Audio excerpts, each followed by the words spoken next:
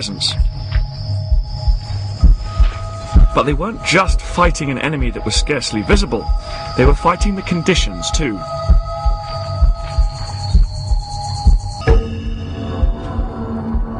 The patrols were not made any easier by the scorching temperatures and the weight of the kit the American troops often had to carry with them.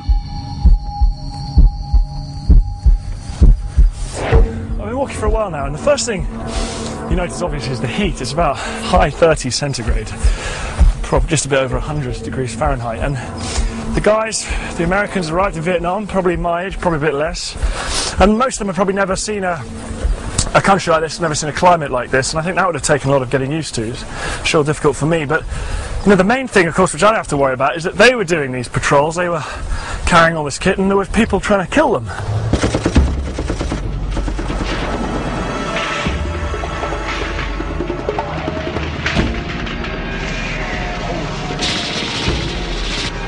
They wouldn't be getting any support, so they would have to eat, drink, apply medicines and fight with just what they were carrying. Of course, this wasn't really the case for Viet Cong. They could afford to travel a lot lighter because they had supply dumps in friendly villages. So often they were just carrying their weapon, the AK-47, a bag of rice and maybe a mosquito net or a tarp. Their camouflage was excellent. I can remember an instance looking out and I saw the side of a hill move. That's because it was them. They didn't make a lot of noise. We were noisy, but we had a lot of firepower. You could hear a marine company coming from a mile away.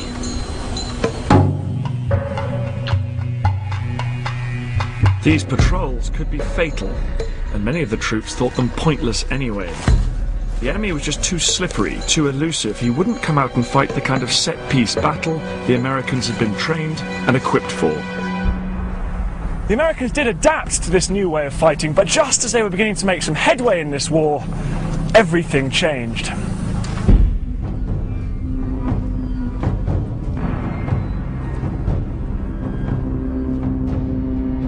During 1967, Ho Chi Minh had become increasingly concerned.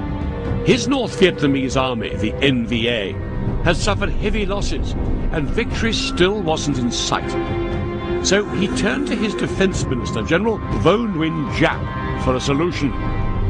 The plan Giap came up with was a huge gamble. The North Vietnamese army and their Viet Cong allies would come out in the open and fight in larger numbers than ever before. The aim? To smash the South Vietnamese government and drive the Americans out once and for all.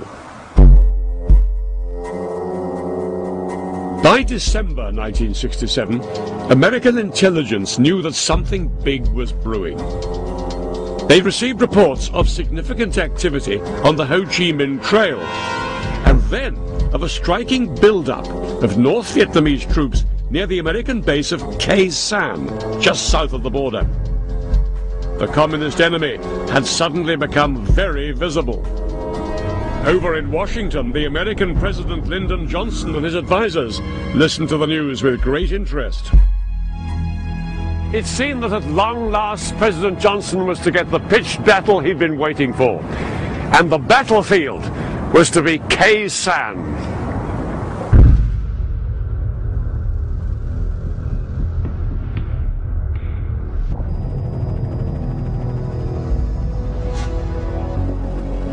The American base of Khe Sanh was situated in an isolated, hilly corner of South Vietnam, just a few miles from the border with Laos.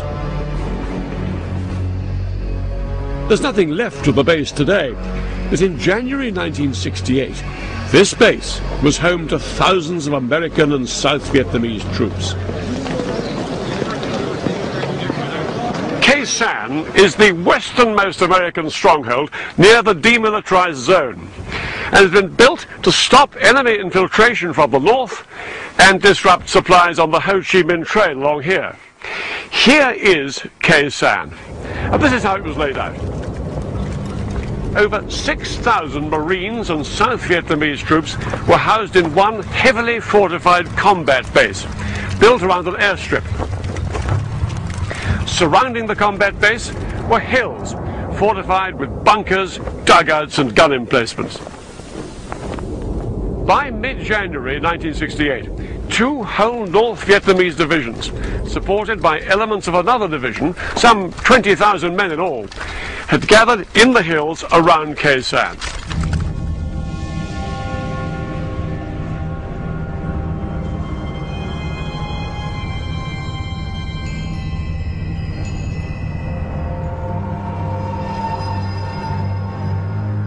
In the early hours of January the 21st, North Vietnamese troops attacked an American-held hill just northwest of the base. Then, a few hours later, they launched a major attack on the very heart of the Khe Sanh combat base itself, right here.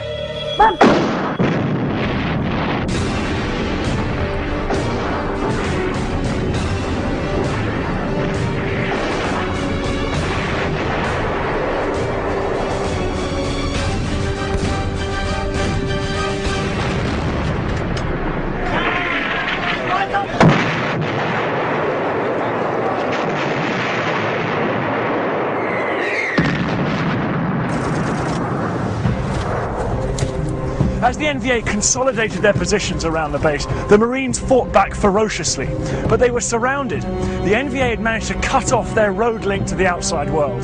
Now, the only way in and out of Khe Sanh was by air.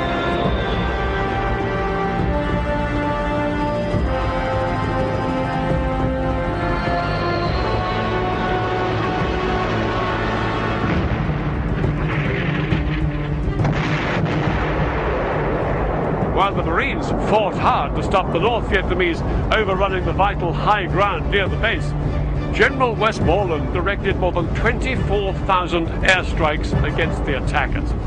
He called it Operation Niagara. American aircraft dropped almost 100,000 tons of bombs during the siege. It was an operation that cost $1 billion.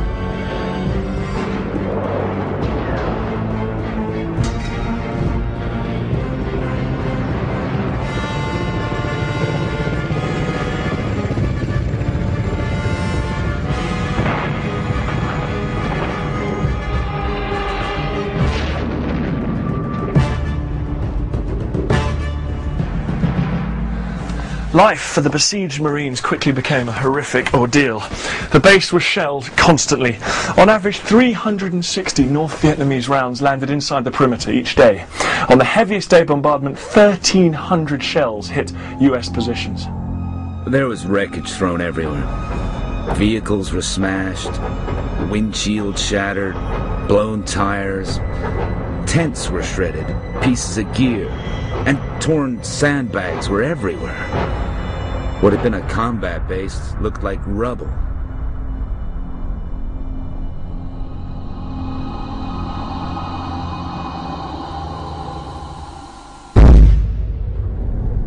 Back in Washington, President Johnson was deeply worried. To him, Khe Sanh had become the symbol of America's determination to hold the line in Southeast Asia against communism. He could not afford to let it fall. America's best units and 1/2 of the US Army's mobile reserve in Vietnam were moved up north into the area. As the battle ground on, Johnson threw even more air power into the fight. At Khe Sanh, the Americans dropped around 5 tons of bombs for every 1 North Vietnamese soldier. Johnson was determined to win. He was convinced that defeat at Khe Sanh would be an unacceptable blow to American prestige. But what the Americans and South Vietnamese were about to discover was that when General Giap and Ho Chi Minh came up with their plan, Khe Sanh was not their main target.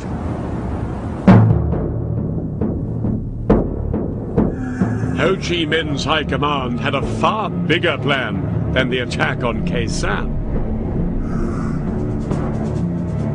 While all American eyes were focused on the struggle for Khe Sanh, the leaders of the North Vietnamese Army and the Viet Cong met in bunkers like this to make final preparations for a far bigger assault. So far, the war had been largely